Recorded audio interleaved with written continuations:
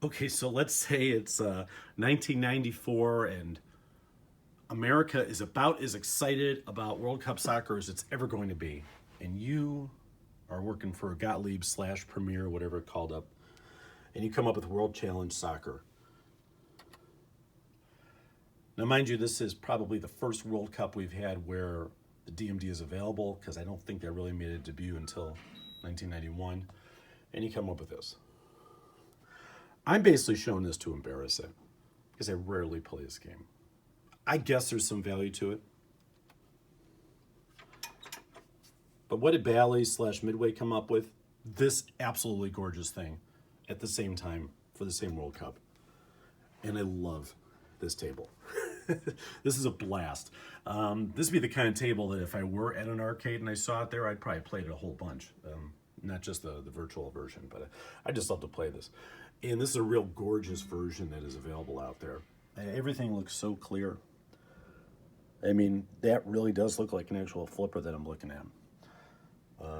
This is really an amazing table. The reason I'm bringing this up, though, is I want you to look at my ball.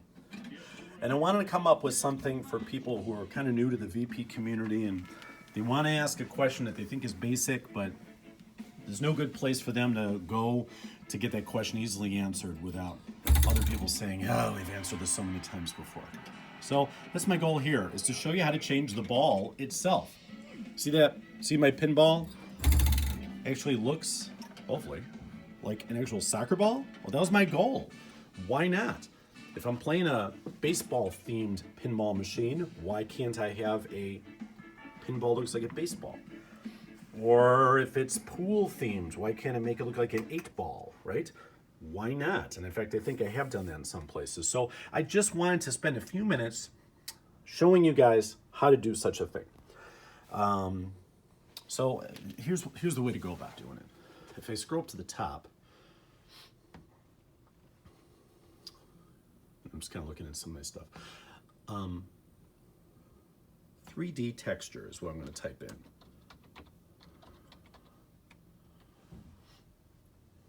And if I go to images, hopefully I'll see what it is I'm looking for. I don't quite see it there yet. That soccer ball that I got. Maybe if I type in soccer here. Did I? Oh, I mistyped. Maybe that's why. Say I type in soccer. I believe the one I used, that's one of these. Do this or this. And when you are thinking about recreating a ball, the way you should think about it is the file you're going to use is a map, and VPX or whatever you use is going to turn it into a globe. I mean, think of it as a world map, how it's really stretched out. You know, when we're kids, we wonder, wow, how is Antarctica and Greenland so incredibly big? And they're not, they're just up near the poles. This thing will take something that looks like this and make it look like an actual ball. And so, oh, in fact, I think the one I used has Adidas on it. Let's see if I can click on that. See that one right there? You think I could open it. There we go. Okay, so that's the one that I actually have used on my file. So I basically just grab this, and then I will show you on your machine how to actually pop it on. So, you know, grab this however you want, save it as. I forget what file extension it needs to have.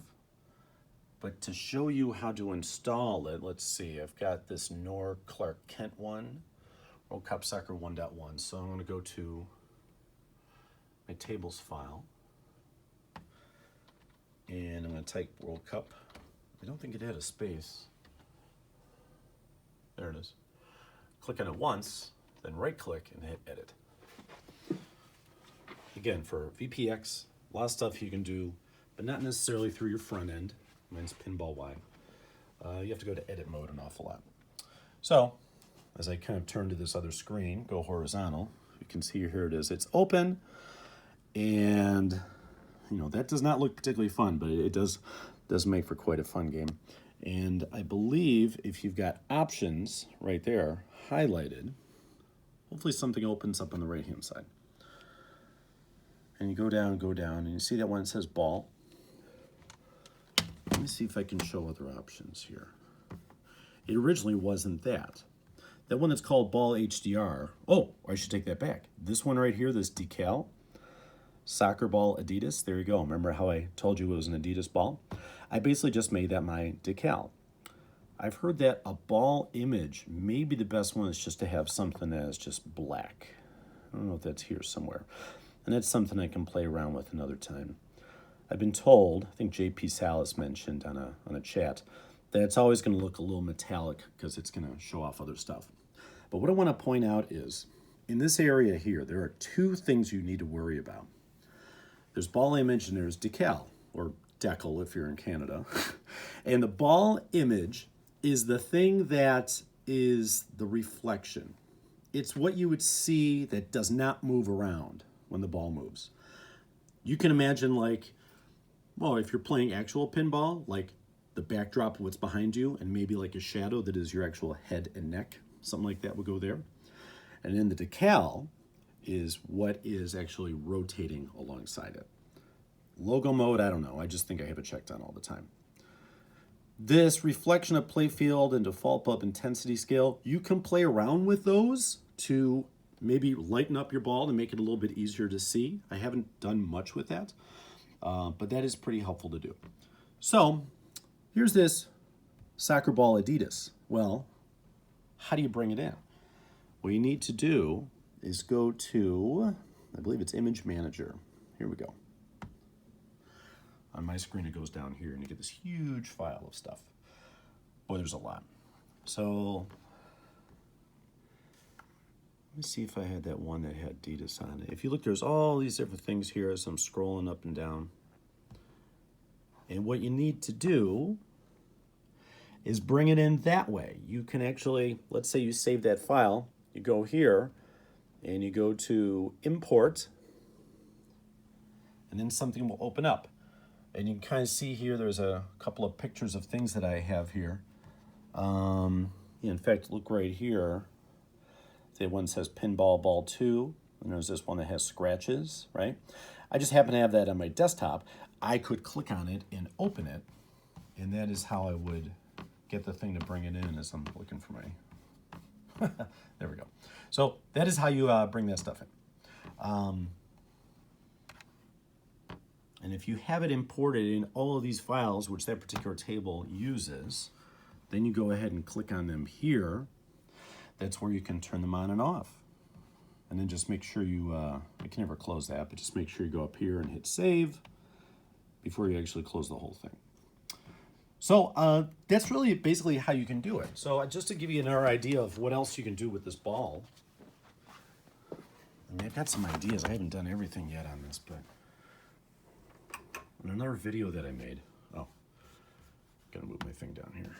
Another video I made, oh, okay, I'm in a good place here. Let's cancel. My son and I were playing Cavalcade. So I got my 7-year-old kid, and we're playing a game that came out in 1935. And so he certainly plays other games. And it's funny that when I show games here, I show the oldest games in the world. I mean, you know, I do have fairly new games here. I do have, you know, classic games like Twilight Zone, and I don't bother. I play that one a lot, but I just don't necessarily focus in on those here. I probably do have more electromechanicals than solid states. But one thing I want to show you when playing Cavalcade, which didn't originally have a back glass and doesn't even have flippers, is I changed this thing around so that when you play, this is what the ball looks like. It's my son. I don't know if you can even see it. As it comes down here, I just thought it'd be funny if, yeah, there we go. It's a reflection of my kid. I just took a picture of him and then loaded that up as the file. I think that's kind of cool, you know? You might want to do it where it's more like a shadow reflection where you don't actually see the face, or one that the face is a lot smaller since the pinball itself has a convexity, you know, it's kind of rounded like this and things are going to look really small. You can play around with it that way. Just make sure you recognize the difference between the ball image and the decal. You know, if I put that there as the decal, then you would see his face rotating over and over again, and that's not really what would happen. You would want to have something more like that. So this is just one of those small things that you can use to make your table your own. I wonder if I did this with 8-ball. I played this actual machine more than almost any other machine because when I would go visit my cousins, my aunt and uncle, they had 8-ball. This is like the second most popular pinball machine ever made. I don't think it's known as an all-time great pinball machine, but it was a very popular one. And I think I wanted to set it up where the ball looked like an 8-ball. Yeah, I couldn't, oh yeah, it's there. It's really tough to see though. So this is one that's a little more, let's see if I can trap it. Can you kind of see it there? See the 8, the way it's showing up there? You know, it really looks metallic, but it kind of just adds to the flavor of your machine. It's just kind of a nice touch. And you can have fun. Let's say you're doing something that's like a sci-fi game. You might want to put Jupiter as your ball or planet Earth. Just grab a map and VPX or whatnot. I don't know about future pinball, but VPX can certainly handle it to kind of show how it's played. So wanted to share that with you, and I hope that adds to the fun that you have with your machine. Thanks for watching.